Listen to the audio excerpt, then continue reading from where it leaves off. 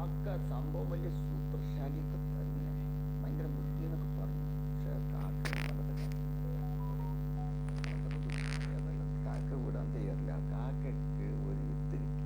ആ വിത്തിനെ പൊട്ടിക്കാൻ കല്ല് വെച്ച് ഇടിച്ചാൽ പറ്റുമെന്ന് മനസ്സിലായി. പക്ഷെ എത്ര ശക്തിയിൽ ഇടിക്കണം എന്നുള്ളത് കാക്ക അറിയില്ല.